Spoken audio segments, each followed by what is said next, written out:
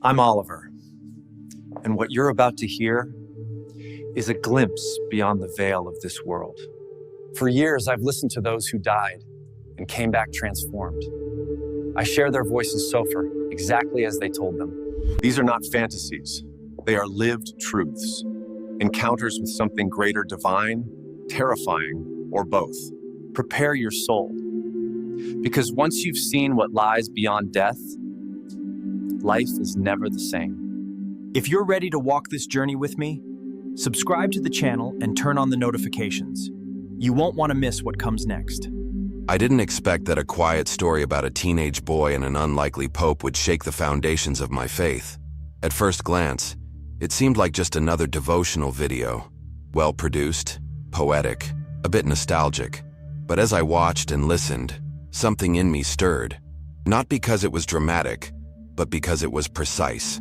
The more I heard the names Carlo and Leo, the less I could dismiss what I was feeling. This wasn't a coincidence. It felt like a call, and I knew I had to speak, not just to echo what I had heard, but to share how deeply this message had pierced my own life. So let me take you into that unfolding, into the spiritual choreography that connects saints, popes, and people like you and me who are being asked to wake up. There's a moment when a name stops being just a label. It becomes a summons. That's what happened to me the first time I heard about Blessed Carlo Acutis. I didn't know much about him, just that he was young, Italian, and on the fast track to sainthood. But as someone who grew up in the church, who went through all the motions without much motion in the heart, I wasn't expecting to be moved. And yet, when I read about how he described the Eucharist as his highway to heaven, something inside me cracked open. Not because it was poetic, but because it was familiar. I too had once believed in the real presence of Jesus in the Eucharist. I had once knelt in adoration and felt eternity brush against my skin. But over the years, the fire cooled. Reverence gave way to routine. That's why Carlo's story didn't just inspire me. It unsettled me. His clarity exposed my drift. He wasn't a mystic. He wasn't a visionary lost in religious ecstasy. He was a teenager, hoodie, sneakers, PlayStation in hand. And yet, beneath that surface was a clarity I hadn't seen in decades of adult Catholics around me, and definitely not in myself. He didn't just believe in God. He lived in awareness of his nearness. That's what broke me. It wasn't that Carlo died young, but that he lived awake. The more I reflected on that, the more I realized that I had been sleepwalking through faith. Comfortable, competent, numb. But Carlo's name kept echoing. It began showing up in books, podcasts, even conversations with friends. And each time it did, I felt that tug. A name repeated is rarely just a coincidence. It's a whisper.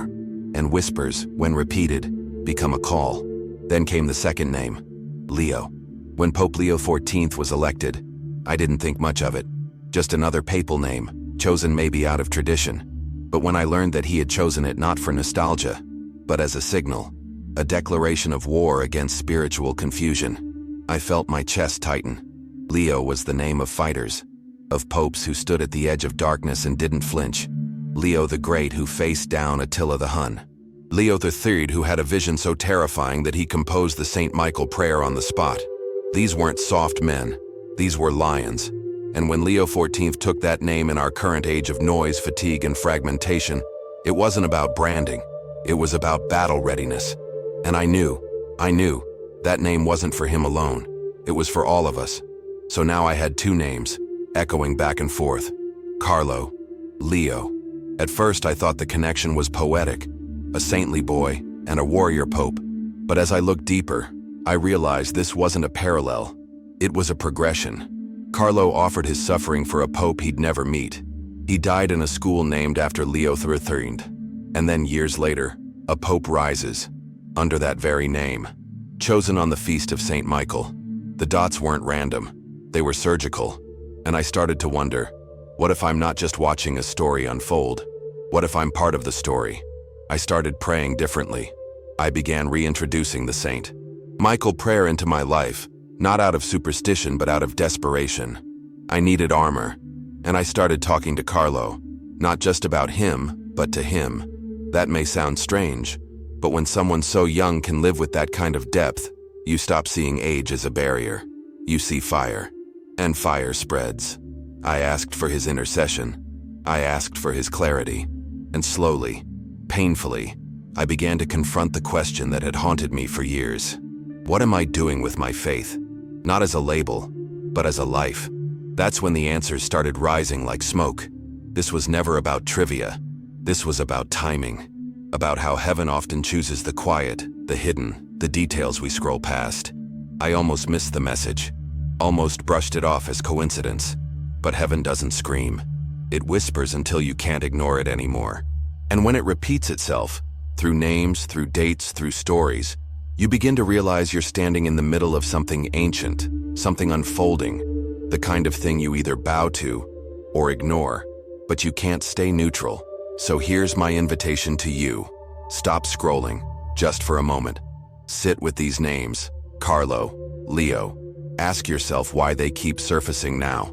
Not in another decade, not at another council. Now, because maybe, just maybe, God is speaking again. And not through loud miracles or grand apparitions, but through names, through saints, through a church that's waking up, and through people like us who are finally listening.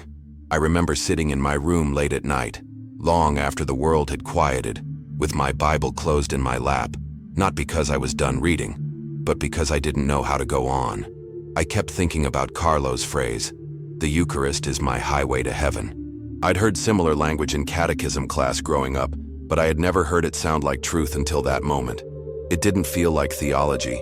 It felt like testimony. And I wondered, could I say the same? Could I look at that piece of bread and believe with such intensity that it shaped my life?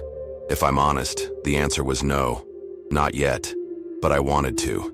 More than anything, I wanted to be the kind of person whose entire life pointed to something greater, even in silence, even in pain. Carlo wasn't preaching. He was simply pointing, and that's when I knew what I had to do next. I had to start kneeling again. So I did. Not because I felt holy, not because I understood everything, but because sometimes the only way forward is downward, into prayer, into humility, into reverence. I began to visit the chapel near my house. At first I felt awkward. I was out of practice. My thoughts wandered, my knees hurt, and part of me kept checking the time. But I stayed, and slowly, something shifted. I stopped talking and started listening. The silence wasn't empty. It was charged. And in that silence, I could almost hear him, Carlo, reminding me that sanctity isn't sterile. It's alive, real, immediate. I didn't have to escape the modern world to find God. I just had to look again at the one who was already waiting. It was during one of those silent visits that I thought again of Pope Leo XIII. I replayed the moment he stepped onto the balcony for the first time as Pope, the name he chose, the way it rippled through the church.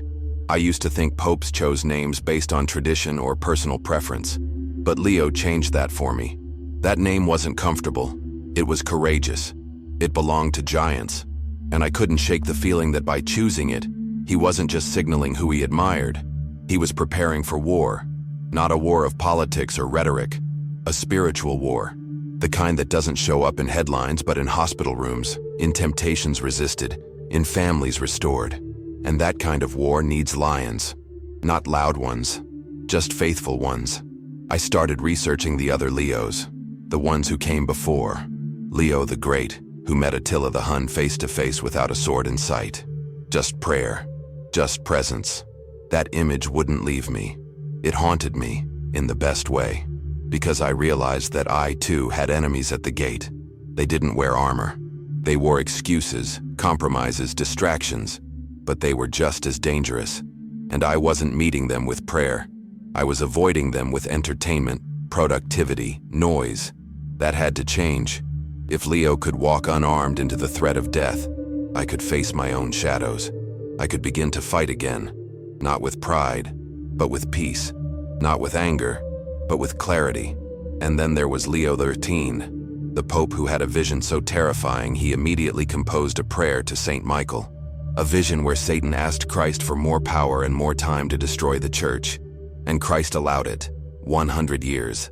The weight of that hit me differently this time. I used to think it was just pious legend. But now, I couldn't help but see the evidence, the confusion, the division, the scandals, the emptiness in places that were once overflowing. If the church had been under siege for a century, then the real question wasn't why we were struggling. The question was, what happens after those 100 years? Who rises then? Who stands? That's when I began to understand something that would change everything. Carlo wasn't just a young saint with a personal devotion. He was a strategic one, planted in this generation for a reason, right at the tail end of that 100 years, born into the digital world, the very battlefield where most of us are losing. And instead of being swallowed by it, he sanctified it. He coded, he built, he evangelized. Not as a rebel, but as a witness. He didn't fight the digital storm with panic. He fought it with reverence. And suddenly I saw the pattern. Leo XIV had the vision. Carlo lived the solution. And Leo XIV now carries the name. This isn't a timeline, it's a mission map. So here I was, sitting in the pew, connecting the dots between popes, saints, and my own apathy. And it hit me. This isn't about them. It's about us. About what we will do with the legacy we've been handed. Because saints don't exist to be admired. They exist to remind us of who we're supposed to become. And popes don't choose names for aesthetic. They choose them to signal what's coming. So if Carlo offered his suffering for the church, and Leo has now been given the task of leading it through stormy waters, what am I offering? What is my suffering? My talent? My voice doing? And if the answer is nothing, then maybe it's time to change everything. The more I reflected on these two figures, Carlo and Leo, the more I began to see how God speaks through repetition. Not loud, not theatrical, but intentional. I started noticing patterns everywhere. The date Pope Leo XIV was elected, the feast of the apparition of Saint Michael the Archangel, the same Saint Michael that Leo XIV invoked after his terrifying vision, the same warrior Carlo quietly honored through his Eucharistic devotion and inner courage. It wasn't a coincidence. It was choreography.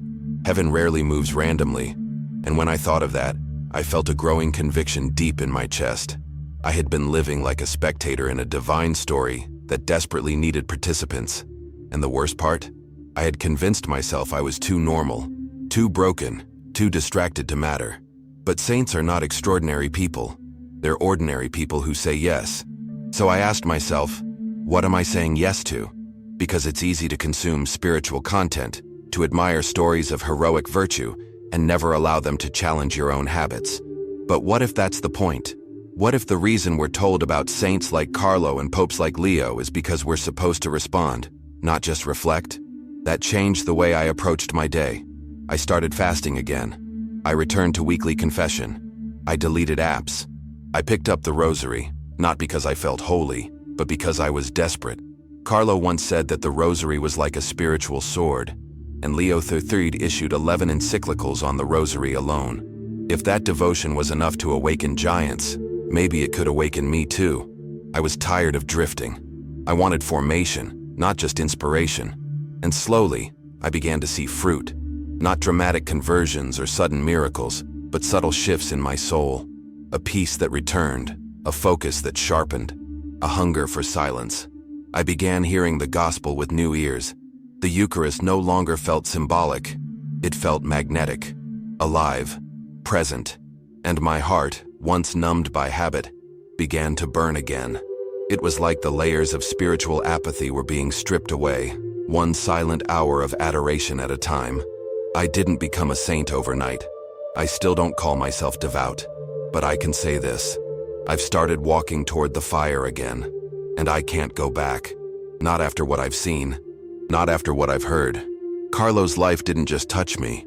It redefined the horizon of what's possible for an ordinary believer. And then I looked around. I started seeing others awakening too. Friends who had once left the church were asking questions again. Families were returning to Mass. Teens were praying the rosary on buses, coding websites with Eucharistic content, filming testimonies in basements. A quiet revival. Not loud, but unmistakable. And in the middle of it, the same names kept coming up. Carlo, Leo, Michael, Mary. These aren't just figures from the past. They're spiritual banners being raised over this generation. They're invitations to battle, to beauty, to clarity.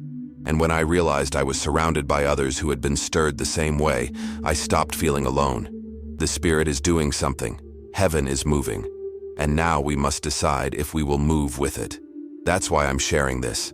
Not because I have it all figured out, but because I believe someone watching this needs to hear it. Maybe you've felt the drift. Maybe you've been numb for years, going through the motions, keeping faith at arm's length. Maybe you think this battle is for someone holier, stronger, more disciplined, but I'm here to tell you, it's not. It's for you, right now. With your brokenness, your inconsistencies, your doubt. The church doesn't need saints from another century. She needs you. Awake, available, willing. And if a 15-year-old boy can shake the church with reverence and a new pope can signal battle with just a name, then surely you and I can respond with our own small, trembling yes. You don't need to become famous. You just need to become faithful. Start small. Pick up the rosary. Go to confession. Visit the Blessed Sacrament. Talk to Mary like a child talks to his mother. These aren't spiritual decorations. They're weapons. And we're in a war. One that isn't visible but is absolutely real. Carlo knew it. Leo knows it. And now we know it too. The world will tell you this is exaggerated, emotional, unnecessary. But the enemy would love nothing more than for you to believe that. Comfort is a weapon in the wrong hands. Don't surrender to silence. Speak with your life, with your choices, with your prayer, and above all, stay close to the Eucharist. Because in the end, that's where the battle turns. And now, here we are. A boy on the path to canonization. A pope with the heart of a lion. A generation caught between distraction and destiny. This isn't about looking back. It's about looking ahead. If you're hearing this, you've been summoned. Not by me, not by emotion, but by something ancient, something urgent. The same spirit that moved through Carlo's keyboard and Leo's papal name is moving through this very moment. Will you ignore it, or will you step into the story? Heaven has always worked with the available, not the perfect. You don't need a platform, you need a posture. And I believe, I know, that if you give God your yes, He'll use it. Not to make you famous, but to make you faithful. And that is more than enough. Maybe everything I've shared with you today is exactly what you've been waiting to hear. Not another teaching, not another opinion, but a wake-up call wrapped in a whisper. Maybe the names Carlo and Leo weren't just for the church. They were for you. Maybe this is your invitation to stop scrolling, to stop drifting, to stop waiting for the perfect moment to return to God. Because this is the moment, right here, right now. The same God who stirred a teenage boy to fall in love with the Eucharist, who called a pope to carry the name of battle, is stirring your heart too. Don't ignore it. Don't rationalize it away. This is how heaven moves. Quietly, clearly, personally. If something inside you has moved, if you've felt that fire, that pull, that ache to return, then act on it. Don't just be inspired. Be changed. Go to confession. Visit the Blessed Sacrament. Pick up your rosary. Begin again. It's not too late. It's never too late. And if you don't know where to begin, just start with one step. Say His name. Say, Jesus, I want to follow you. That's all it takes. He already knows your struggle. He's already reaching for you. All He's waiting for is your yes. If this message spoke to your soul, don't let it end here. Inscribe it into your daily life. Subscribe to this channel, not just to stay connected, but to stay awake. Because this is more than a platform. It's a space for real faith, for real encounters, for people who are tired of shallow answers and hungry for something eternal. Hit that notification bell, not for the algorithm, but because you don't want to miss what God might say next. Share this with someone who's drifting, someone who needs clarity. You never know how one story, one video, one truth can become a turning point. Follow Jesus, not just with your words, but with your time, with your silence, with your reverence. We are not called to be passive Catholics. We are called to be saints. And that doesn't happen tomorrow. It starts today. If you've been waiting for a sign, this is it. And I promise you, if you pursue Christ with even a fraction of the love that Carlo had, if you lead with the courage of Leo, your life will not only change, it will echo eternally. Thank you for being here, for listening not just with your ears but with your heart. You are not alone.